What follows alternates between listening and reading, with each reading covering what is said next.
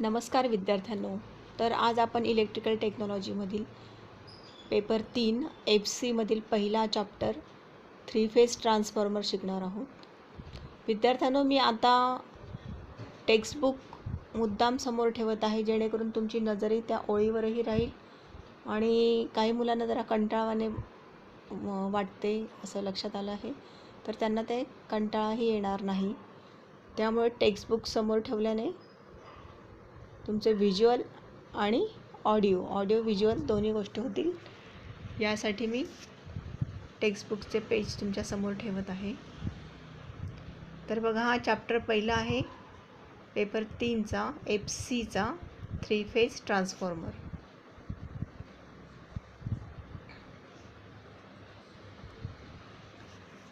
तर बघा, मी काही ओळी वाचून दाखवणार आणि काही समजावून सांगणार. तर फार मोठ्या प्रमाणातील विद्युत शक्तीची निर्मिती साधारणपणे 3 फेजवर होत असते. आता फार मोठे म्हणजे काय? आपल्या घरातील व्होल्टेज किती असते? 230 व्होल्ट, म्हणजे अतिशय कमीच असतं ते. आणि जे इलेक्ट्रॉनिक वस्तू असतात त्यातलं अगदी 6 व्होल्ट, 12 व्होल्ट, 24 व्होल्ट अशी त्यांची रेंज असते.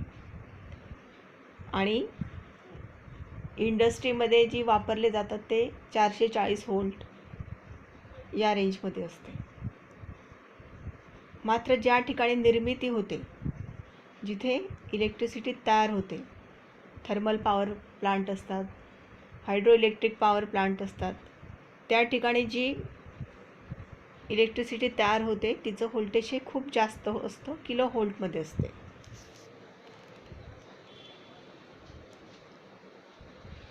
तर बघा, 11 kV 11 किलो व्होल्ट किंवा त्यापेक्षा जास्त विद्युतदाब पातळीवर व्होल्टेजची किंवा विद्युतदाबाची निर्मिती होत असते. निर्माण करण्यात आलेल्या विजेचे वहन अर्थात पारेषण किंवा ट्रान्समिशन मात्र प्रत्यक्ष वीज निर्मितीच्या विद्युतदाब पातळीपेक्षा कितीतरी जास्त पातळीवर होत असते. म्हणजे जरी निर्मितीचे व्होल्टेज 11 kV असले, 11 किलो व्होल्ट असले, तरी त्या ठिकाणाहून दुसऱ्या ठिकाणी इलेक्ट्रिसिटी किंवा विद्युतदाब वाहून नेण्यासाठी जे व्होल्टेज वापरले जाते ते कितीतरी जास्त पटीने अधिक असते. उदाहरणार्थ 66 kilo volt, 11 kilo volt, 132 kilo volt, 220 kilo volt आणि 400 किलो व्होल्ट एवढ्या प्रचंड व्होल्टेजवर पारेषण किंवा ट्रान्समिशन केले जाते. विद्युत दाबाची निर्मिती ज्या पातळीवर होते त्या पातळीला वाढवून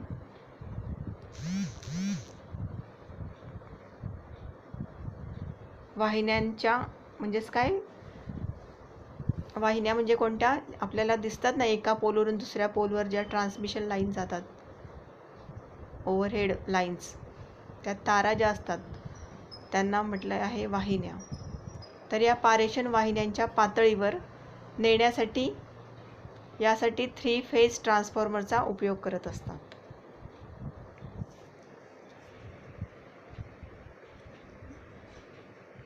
लोड सेंटरच्या जागेवर पारेषण वाहिनीच्या, आपण याला पारेषण वाहिनी म्हणण्यापेक्षा ट्रान्समिशन लाईन म्हणत चलू, ते लवकर लक्षात येते. तर लोड सेंटरच्या जागेवर ट्रान्समिशन लाईनच्या पातळीवरील विद्युत दाब किंवा व्होल्टेज कमी करून वीज वितरण पातळीवर, उदाहरणार्थ 600 किलो व्होल्ट ते 33 किलो व्होल्ट आणि 11 किलो व्होल्ट पर्यंत आणण्यासाठी परत 3 फेज ट्रान्सफॉर्मरची आवश्यकता असते. यानंतर उपभोक्ता पातळीवर 11 किलो व्होल्टच्या पातळीवर विद्युत दाब आणखीन कमी करण्यात येऊन उपयुक्त 440 व्होल्ट विद्युतदाब पातळीवर आणण्यात येतो. यासाठी परत 3 फेज ट्रान्सफॉर्मरची गरज भासते. फार पूर्वीच्या काळात हे कार्य करण्यासाठी 3 सिंगल फेज ट्रान्सफॉर्मर एका विशिष्ट जोडणीमध्ये जोडलेले असत. परंतु आजकाल मात्र 3 फेज सिंगल ट्रान्सफॉर्मरच्या तुलनेत एकच 3 फेज ट्रान्सफॉर्मर वापरतात, कारण हा वजनाने हलका, कार्यक्षम, सहज उत्पादन करण्याजोगा, सुलभ डिझाईनचा तसेच मेंटेनन्ससाठी कमी क्लिष्टतेचा असतो. 3 सिंगल फेज ट्रान्सफॉर्मरच्या एकत्र जोडणीसाठी जेवढी जागा लागते त्याच्या तुलनेत एक 3 फेज ट्रान्सफॉर्मर कमी जागा व्यापतो. शिवाय वजनाला हलका असतो, किमतीने कमी असतो. प्रत्यक्ष हाताळणीसाठी 3 उपकरणाच्या तुलनेत एकच युनिट नेहमी सोयीस्कर असते. याचकरिता मोठ्या क्षमतेसाठी 3 फेज ट्रान्सफॉर्मर वापरतात. बघा विद्यार्थ्यांनो, हा एक प्रश्न असू शकतो की 3 फेज ट्रान्सफॉर्मर वापरणे सोयीस्कर का असते? सिंगल फेज ट्रान्सफॉर्मरच्या तुलनेत 3 फेज ट्रान्सफॉर्मर वापरणे अधिक सोयीचे का असते? तर त्यासाठी ही एवढी कारणं तुम्ही लिहायची आहेत. 4 ते 6 मार्कांना हा प्रश्न असू शकतो. तर तुमच्या लक्षात आले असेल की ज्या ठिकाणी विद्युत निर्मिती होते त्या ठिकाणी 11 किलो व्होल्ट किंवा 11,000 व्होल्ट एवढे व्होल्टेज असते, आणि तेच व्होल्टेज जेव्हा आपण पारेषण करतो किंवा ट्रान्समिट करतो तर त्यावेळी त्याची क्षमता 66 kilo volt, 110 kilo volt, 132 kilo volt, 220, 400 kilo volt एवढ्या प्रचंड प्रमाणात असते. त्यानंतर पुन्हा हे व्होल्टेज कमी करावं लागते. समजा ज्या ठिकाणी निर्मिती होते आहे तो प्लांट खूप दूरवर असणार आणि तिथून एखाद्या शहरापर्यंत इलेक्ट्रिसिटी आणायची आहे. त्यावेळी 110, 132 किंवा 220 एवढ्या प्रचंड प्रमाणात ते पारेषण केलं जाईल, आणि एकदाच त्या शहरात आल्यानंतर पुन्हा एखाद्या कॉलनीमध्ये ते डिस्ट्रीब्यूट करायचं आहे तर ते एवढ्या प्रचंड व्होल्टेजवर ते केलं जाणार नाही. तर पुन्हा त्याची रेंज 11 किलो व्होल्टवर आणावी लागणार. 11 किलो व्होल्टवर आणल्यानंतर पुन्हा ती 440, पुन्हा 440 वरून 230 अशा तऱ्हेने ते डिस्ट्रीब्यूट केले जाणार. मग हे डिस्ट्रीब्युशनमध्ये आपल्याला मेन काय लक्षात आलं की व्होल्टेजची लेवल ही आपल्याला सतत जास्त, कमी, पुन्हा कमी अशी बदलत ठेवावी लागते आहे. आणि हे काम कोण करतं? तर ट्रान्सफॉर्मर. पूर्वीच्या काळी सिंगल फेज ट्रान्सफॉर्मर हे 3 वापरत असत. 3 सिंगल फेज ट्रान्सफॉर्मर एकत्र वापरले जात असत. परंतु आता एकच 3 फेज ट्रान्सफॉर्मर वापरला जातो, आणि त्याचे फायदे काय आहेत तेच आपण आता बघितले.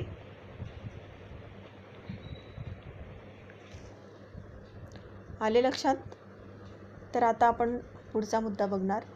ट्रान्सफॉर्मर हे एक इलेक्ट्रोमॅग्नेटिक स्थिर साधन आहे. म्हणजे यामध्ये इलेक्ट्रिकल आणि मॅग्नेटिक दोन्ही परिणाम असणार, आणि ते स्थिर आहे. म्हणजे त्यामध्ये कोणताही फिरता पार्ट नाही. जसं मोटर जनरेटरमध्ये कसं आर्मेचर वगैरे फिरत असतात, तसं या ठिकाणी कोणतेही रोटेशन नाही आहे, आणि हे एक साधन आहे. ट्रान्सफॉर्मर हे एक इलेक्ट्रोमॅग्नेटिक साधन आहे. आपण ट्रान्सफॉर्मर बघतो आपल्या घराच्या आसपास, जिथे एक पोल असतो बघा, त्या ठिकाणी ट्रान्सफॉर्मर ठेवलेला असतो. एक असा एक पेटीसारखा मेटलचा एक साधन असतं ठेवलेलं पोलवर, आपण DP वगैरे म्हणतो त्या ठिकाणी. तर तो ट्रान्सफॉर्मर आपण तसं डायग्राम वगैरे पुढे बघणारच. तर एक लक्षात घ्या की ट्रान्सफॉर्मर हा एक इलेक्ट्रोमॅग्नेटिक स्थिर साधन आहे. या साधनाचा उपयोग फ्रिक्वेन्सीमध्ये बदल न करता, जी आपली 50 हर्ट्झ फ्रिक्वेन्सी आहे ती तशीच ठेवून, म्हणजेच काय, फ्रिक्वेन्सीमध्ये बदल न करता विद्युत ऊर्जा एका सर्किटमधून दुसऱ्या सर्किटमध्ये वाहून नेण्यासाठी होतो. आणि हे करत असताना त्यामधील पॉवर जी आहे, पॉवर P बरोबर व्होल्टेज आणि करंट यांचा गुणाकार, ती सुद्धा सारखीच असते. ट्रान्सफॉर्मरची पॉवर सारखी असल्यामुळे जर त्यामधील करंट वाढला किंवा कमी झाला तर व्होल्टेज कमी किंवा जास्त होते. ट्रान्सफॉर्मर हे एक असे साधन आहे की ज्यामध्ये AC व्होल्टेज किंवा करंट कमी किंवा जास्त करता येते. मात्र हे करत असताना फ्रिक्वेन्सी आणि पॉवर यामध्ये बदल होत नाही. विद्यार्थ्यांनो, 2 ते 3 मार्कांना जर व्याख्या विचारली की ट्रान्सफॉर्मर म्हणजे काय, तर तुम्ही ही व्याख्या सांगायची आहे. बघा, हा चॅप्टर अत्यंत महत्त्वाचा आहे. खूप जास्त प्रमाणात प्रश्न या चॅप्टरवर असतात. बघा, ट्रान्सफॉर्मरची व्याख्या. ट्रान्सफॉर्मर हे एक इलेक्ट्रोमॅग्नेटिक स्थिर साधन आहे. या साधनाचा उपयोग फ्रिक्वेन्सीमध्ये बदल न करता विद्युत ऊर्जा एका सर्किटमधून दुसऱ्या सर्किटमध्ये वाहून नेण्यासाठी होतो. आणि ट्रान्सफॉर्मरची पॉवर सारखी असल्यामुळे जर त्यामधील करंट वाढला किंवा कमी झाला तर व्होल्टेज कमी किंवा जास्त होते. ट्रान्सफॉर्मर हे असे साधन आहे की ज्यामध्ये AC व्होल्टेज किंवा करंट कमी किंवा जास्त करता येतो. मात्र हे करत असताना फ्रिक्वेन्सी व पॉवर यामध्ये बदल होत नाही. थोडक्यात आपण याची व्याख्या सांगू शकतो की हे एक असे इलेक्ट्रोमॅग्नेटिक साधन आहे की ज्यामध्ये व्होल्टेजची लेवल ही कमी किंवा जास्त करता येते आणि हे करत असताना मात्र फ्रिक्वेन्सी आणि पॉवर यामध्ये बदल होत नाही. आता ही आकृती बघा. या ठिकाणी बघा, आपल्या घराच्या आसपास पोलवर जो असा दिसणारा पार्ट असतो हा असतो ट्रान्सफॉर्मर. या ठिकाणी हे आपल्याला आतले भाग दिसण्यासाठी या ठिकाणी हा ब्रेक केलेला आहे. मात्र हा पूर्ण पार्ट हा कव्हर असतो. हा झाला 3 फेज ट्रान्सफॉर्मर. आता ही बघा, ही आहे कोअर. आपण गेल्या वर्षी सिंगल फेज ट्रान्सफॉर्मर शिकलेलो आहोत.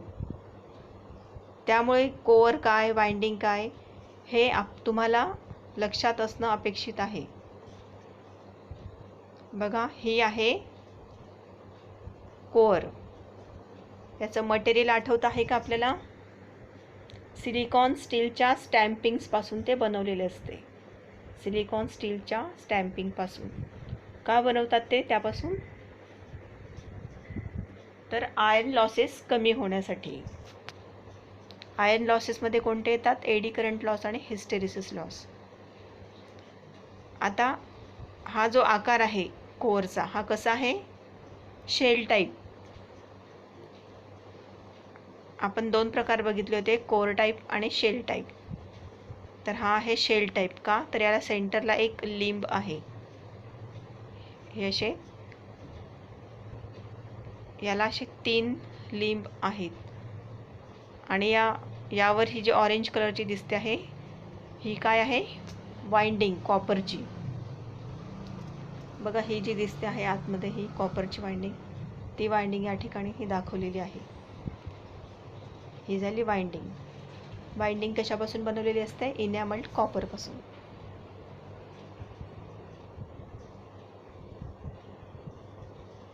बघा, या ठिकाणी आपल्याला दिसते आहे कोअर कशी बनवली आहे. बारीक बारीक चकत्या, त्यालाच आपण लॅमिनेशन्स म्हणतो, त्या चकत्या एकत्र एकावर एक ठेवून हे कोअर तयार केलेली आहे. आता या वाइंडिंगचं जरा निरीक्षण करा. बघा, कोअरच्या वर लगेच जी बसवलेली आहे ती LV insulation, low voltage insulation. त्याच्यामध्ये आहे LV winding, low voltage winding. त्यानंतर HV insulation, high voltage insulation आहे. त्याच्यानंतर हाय व्होल्टेज वाइंडिंग आहे. अशा तऱ्हेने LV आतमध्ये व HV बाहेरच्या बाजूला बसवलेली आहे. हा आहे 3 phase transformer, core type 3 phase transformer. विद्यार्थ्यांनो बघा, आता जर या ठिकाणी ही वाइंडिंग आणि ही वाइंडिंग जर नसती, फक्त ही सेंटरला वाइंडिंग असती आणि शेप हाच, तर याला आपण शेल टाईप म्हणतो. परंतु यामध्ये तिन्ही ठिकाणी वाइंडिंग बसवलेली आहे, त्यामुळे ही आहे 3 फेजसाठी ही कोअर टाईप.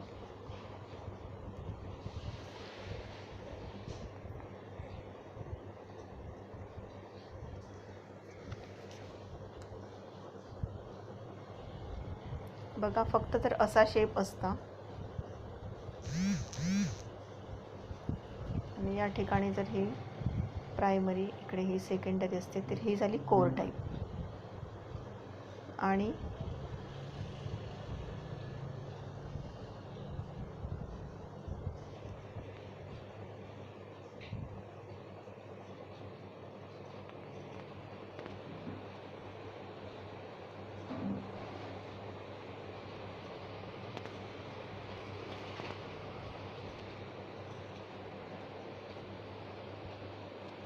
थोडं स्केच आहे, हे समजून घ्या. ही प्रायमरी आणि हे सेकंडरी, हे आपण लास्ट इयरला शिकलो आहोत. ही प्रायमरी वाइंडिंग आणि हे सेकंडरी वाइंडिंग. ही अशी जर असते तर हा असेल शेल टाईप. पण हा सिंगल फेजच्या बाबतीत लक्षात घ्या, हाही सिंगल फेजच्या बाबतीत. 3 फेजमध्ये काय आहे बघा, या ठिकाणी या 3 वाइंडिंग्स आपण बघितल्या आहेत. ही वाइंडिंग आणि ही वाइंडिंग. ह्या कोअरचा शेप जरी शेल टाईप दिसत असला तरी वाइंडिंगची रचना वेगळी आहे, त्यामुळे याला कोअर टाईप 3 फेज ट्रान्सफॉर्मर म्हटले आहे.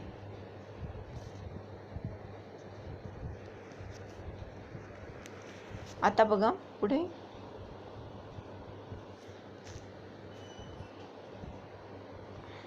ही झाली कन्स्ट्रक्शन डायग्राम, रचना, आणि ही झाली सर्किट डायग्राम.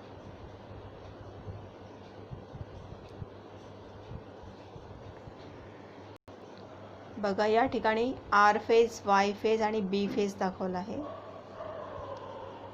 3 फेज वाइंडिंग 1, या वरच्या ज्या आहेत त्या 3 फेज वाइंडिंग 1 आहेत आणि या दुसऱ्या ज्या आहेत त्या 3 फेज वाइंडिंग 2 आहेत.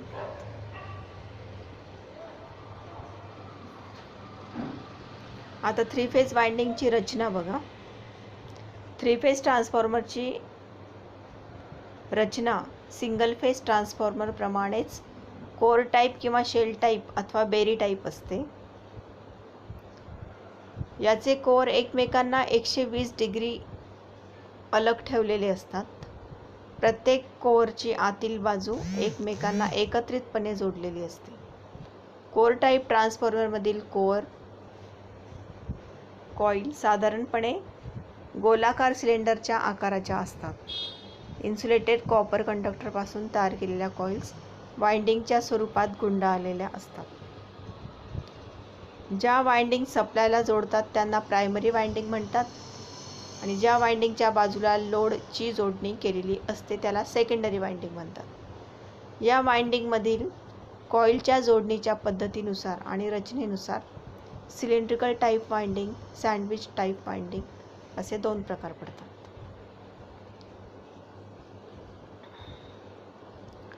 तर सिलेंड्रिकल टाईप वाइंडिंगमध्ये कोअरच्या लगत LT वाइंडिंग अर्थात लो टेन्शन वाइंडिंग गुंडाळतात आणि सँडविच वाइंडिंगमध्ये प्रायमरी आणि सेकंडरी वाइंडिंग एका पाठोपाठ एक या क्रमाने एकानंतर दुसरी वाइंडिंग गुंडाळतात.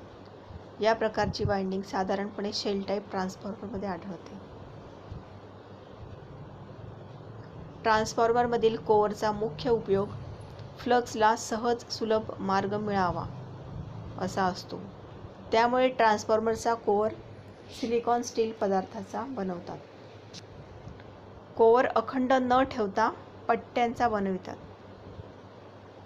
लॅमिनेटेड असल्याने प्रत्येक पट्टी एकमेकांपासून इलेक्ट्रिकली अलग असतात. या रचनेमुळे ट्रान्सफॉर्मरमधील एडी करंट लॉसेस आणि हिस्टेरिसिस लॉस कमी होतो. सर्व पट्ट्या रिवेटच्या साहाय्याने एकमेकांना जोडल्या जातात. 3 फेज ट्रान्सफॉर्मरच्या कोअरमधील लिंब, मग अशा आकृतीमध्ये मी तुम्हाला दाखवले, लिंब हा 3ही बाजूसाठी समान काढलेला असल्यामुळे कोअर मटेरियलची बचत होते आणि या रचनेमुळे प्रत्येक फेजमधील मॅग्नेटिक फ्लक्सला एकच सामायिक मार्ग मिळाल्याने कार्यक्षमतेवर चांगला परिणाम होतो. 3 फेज ट्रान्सफॉर्मरच्या रचनेतील मुख्य तोटा असा की कोणत्याही एका फेजमधील दोषामुळे दुरुस्त अंमलात आणताना इतर 2 फेजमध्ये काहीही दोष नसतात. प्रत्येक वेळेस इतर 2 फेजसुद्धा सप्लायपासून अलग करावे लागतात. मात्र 3 सिंगल फेज ट्रान्सफॉर्मर वापरताना दोषयुक्त ट्रान्सफॉर्मर दुरुस्तीसाठी अलग करून इतर 2 ट्रान्सफॉर्मरचा पुरवठा चालू ठेवता येतो. आले एवढे लक्षात?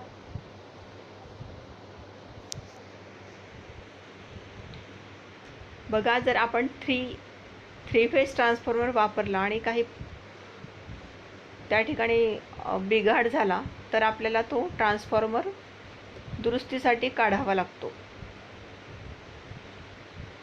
मात्र जर आपण 3 सिंगल फेज वापरले त्यातला एक दुरुस्तीसाठी काढले असतात, 2 त्या ठिकाणी उपयोगात येतात. हा एकच ड्रॉबॅक या 3 फेज ट्रान्सफॉर्मरचा आहे. बाकी त्याचे फायदे जास्त आहे. तोटा हा फक्त एवढा एकच आहे. आता 3 फेज ट्रान्सफॉर्मरच्या कनेक्शन पद्धती कशा पद्धतीने त्याची जोडणी करणार, कसे त्याचे कनेक्शन करणार. तर बघा, 3 फेज पद्धतीतील विद्युत दाब म्हणजेच काय, व्होल्टेज उच्च पातळीवर अथवा खालच्या पातळीवर ट्रान्सफॉर्मरच्या सहाय्याने कमी अथवा जास्त करण्याच्या दृष्टीने 3 फेज ट्रान्सफॉर्मरमध्ये पुढील पद्धतीने वायंडिंगच्या जोडण्या अंमलात आणतात. त्यातली पहिली आहे स्टार स्टार जोडणी, त्यानंतर डेल्टा डेल्टा जोडणी, तिसरी आहे स्टार डेल्टा जोडणी आणि चौथी आहे डेल्टा स्टार जोडणी आणि पुढची आहे ओपन डेल्टा किंवा टट जोडणी.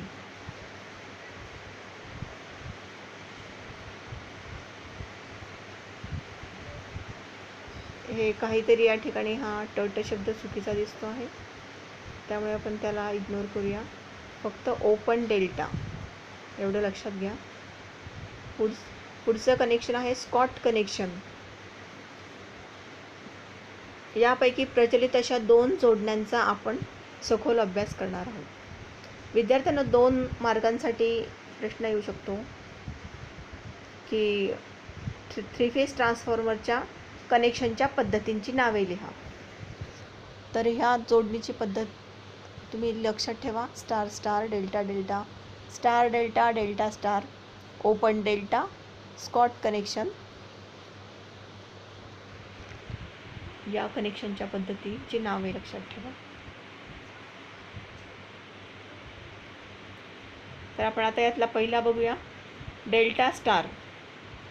बघा, हा सिम्बॉल आहे, एक त्रिकोण दिसतो आहे, हा म्हणजे काय, डेल्टा, आणि हा वाय सारखा दिसतो आहे तो म्हणजे स्टार. तर डेल्टा स्टार जोडणी, डेल्टा स्टार कनेक्शन. अशा प्रकारच्या 3 फेज ट्रान्सफॉर्मरमधील प्रायमरी वाइंडिंग डेल्टा पद्धतीने व सेकंडरी वाइंडिंग स्टार पद्धतीने जोडलेली असते. आपल्याला माहितीच आहे ट्रान्सफॉर्मरला 2 वाइंडिंग असतात, प्रायमरी वाइंडिंग आणि सेकंडरी वाइंडिंग. तर यातली जेव्हा प्रायमरी वाइंडिंग ही डेल्टा असेल आणि सेकंडरी वाइंडिंग स्टार असेल, डेल्टा स्टार म्हणजे प्रायमरी डेल्टा आणि सेकंडरी स्टार, तर त्यावेळेस या ट्रान्सफॉर्मरला डेल्टा स्टार म्हणायचे. या प्रकारच्या प्रायमरी बाजूला डेल्टा जोडणीमध्ये लाईन व्होल्टेज हे फेज व्होल्टेजच्या बरोबरीने असते. आपल्याला माहिती आहे की कनेक्शन जर डेल्टा असेल तर त्यामध्ये लाईन व्होल्टेज आणि फेज व्होल्टेज दोघांची किंमत ही सारखीच असते. डेल्टामध्ये बघा VL = VPH आणि लाईन प्रवाह हा √3 टाइम्स फेज प्रवाहाच्या बरोबरीने असतो. IL बरोबर √3 IPH. हे कशाच्या बाबतीत असतं? डेल्टाच्या बाबतीत. या ट्रान्सफॉर्मरच्या सेकंडरी बाजूला स्टारमध्ये काय असतं बघा. स्टारमध्ये लाईन व्होल्टेज हे फेज व्होल्टेजच्या √3 टाइम्स असते. बघा यात विरुद्ध असतं. आणि लाईन व्होल्टेज हे फेज व्होल्टेजच्या बरोबरीने असते. आता यातलं तुम्ही कोणतंही फक्त एक लक्षात ठेवा. या 4 गोष्टींपैकी बाकीचे आपोआप तुमच्या लक्षात राहतील. म्हणजे एक लक्षात घ्या की डेल्टामध्ये VL = VPH. मग त्यावरून आपल्या लक्षात आपण बाकीच्या पुढच्या 3 गोष्टी बरोबर लक्षात ठेवू शकतो की मग डेल्टामध्ये करंट कसा असेल, IL = √3 IPH. आणि स्टारमध्ये काय असणार,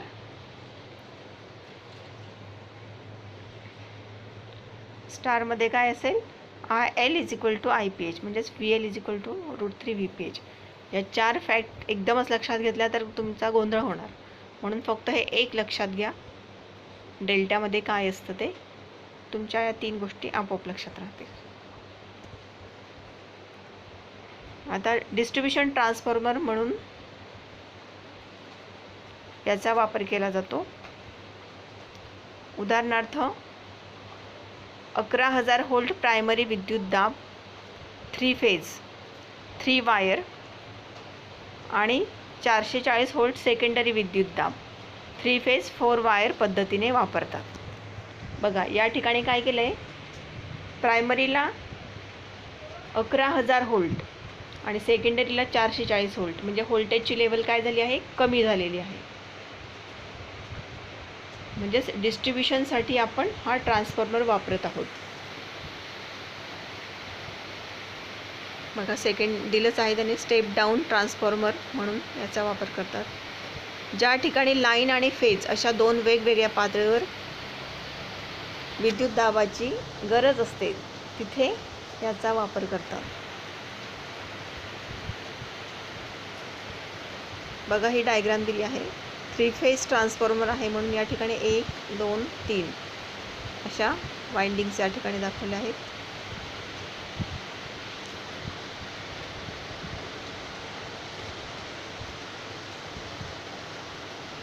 बघा IA, IB आणि IC म्हणजे हे प्रायमरी साईडचे आहे आणि या साईडला हे सेकंडरीचे इकडे.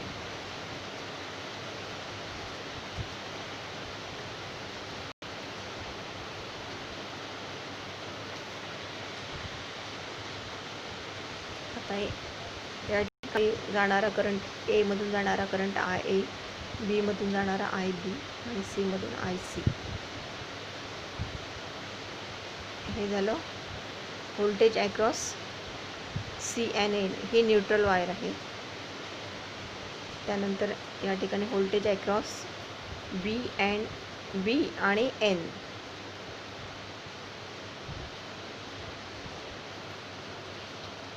या ठिकाणी व्होल्टेज अक्रॉस A आणि N. हे झालं फेज व्होल्टेज. आणि लाईन व्होल्टेज कोणतं असेल, VAB, VBC, VAC याला म्हणायचं लाईन व्होल्टेज. आणि हे न्यूट्रल आणि फेज यातलं जे आहे त्याला म्हणायचं फेज व्होल्टेज. याला ABCच्या ऐवजी आपण RYB देखील नाव देऊ शकतो. RYB जास्त बरोबर असेल. त्याचप्रमाणे ह्या सेकंडरी साईडला बघा.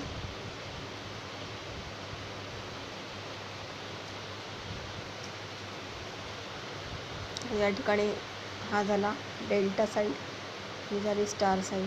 स्टारला हा न्यूट्रल दाखवलेला आहे.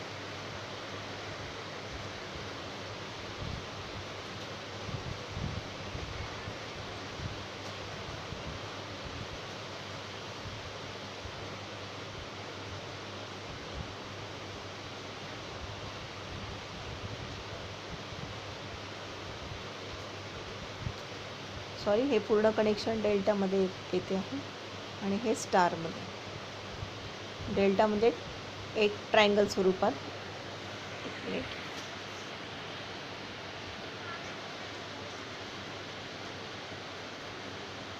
हे बघा, डेल्टा म्हणजे ही अशी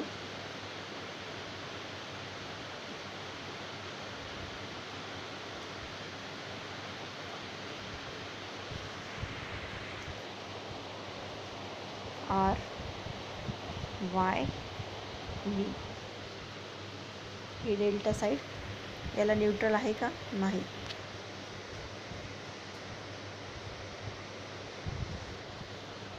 आणि स्टार म्हणजे ती तशी आपल्याला दाखवलेलीच आहे. ही झाली स्टार साईड, ही स्टार साईड.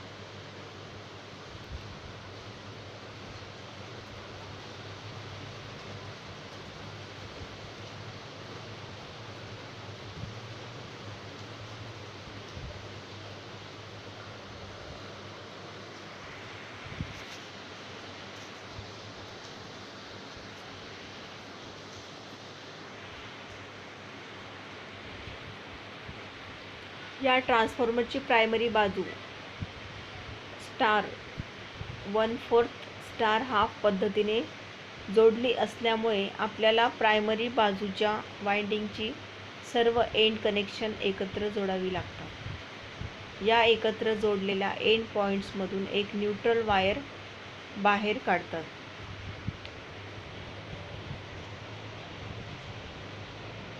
बघा, ही आपल्याला अशी डेल्टाला न्यूट्रल नसते, पण या ठिकाणी का दाखवली आहे? कारण स्टार हा 1/4 स्टार हाफ पद्धतीने या ठिकाणी जोडणी केलेली आहे.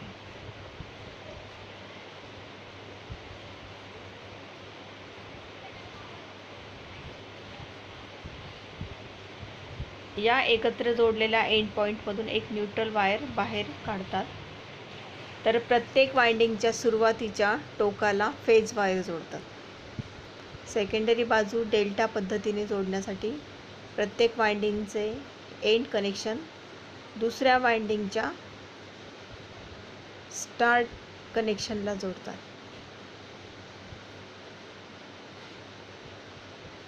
प्रायमरी बाजूला लाईन व्होल्टेज हे √3 फेज व्होल्टेजच्या बरोबरीने असते, म्हणजेच VL बरोबर √3 VPH. आणि लाईन प्रवाह हा फेज प्रवाहाच्या बरोबरीने असतो.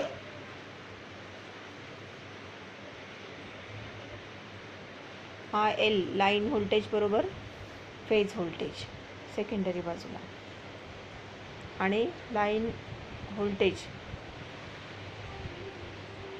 बरोबर फेज व्होल्टेज. वरचा काय होता? लाईन करंट बरोबर फेज करंट सेकंडरी बाजूचा. त्यानंतर लाईन व्होल्टेज बरोबर फेज व्होल्टेज, आणि लाईन प्रवाह हा √3 फेज प्रवाहाच्या बरोबरीने असतो.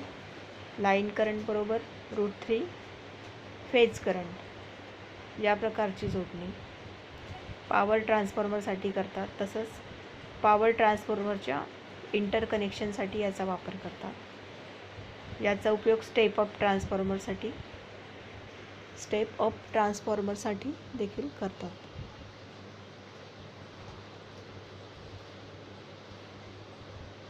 अशा पद्धतीने या जोडण्या केलेल्या आहेत.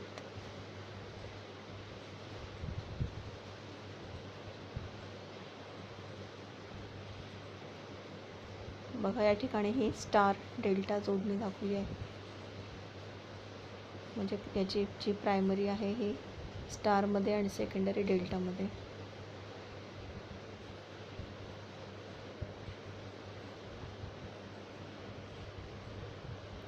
तर आपण आता पुढच्या लेक्चरला ही रचना बघूया, ट्रान्सफॉर्मरची रचना.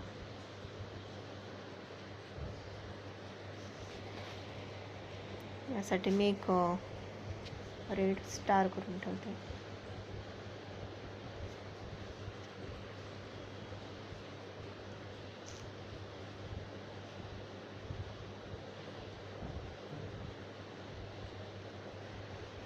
तर हा ट्रान्सफॉर्मरची रचना पार्ट आपण पुढच्या लेक्चरला घेऊया. तर अशा पद्धतीने हा जो 3 फेज ट्रान्सफॉर्मर तुम्ही 1-2 वेळा पुन्हा वाचा, काही शंका असेल तर मला विचारा. अतिशय हा जो चॅप्टर आहे समजून घेतला तर अतिशय सिंपल आहे, समजायला अतिशय सोपा आहे आणि यावर खूप सारे क्वेश्चन विचारले जातात परीक्षेला. आणि जे जे महत्त्वाचे आहे लक्षात ठेवण्यासाठी किंवा ज्यावर प्रश्न उत्तर विचारले जातात ते मी तुम्हाला वेळोवेळी सांगणारच, जसे आत्ता सांगितले त्याप्रमाणे. तर तुम्ही हे वाचत चला. ठीक आहे, तर आता बाकीचे आपण उद्या बघूया.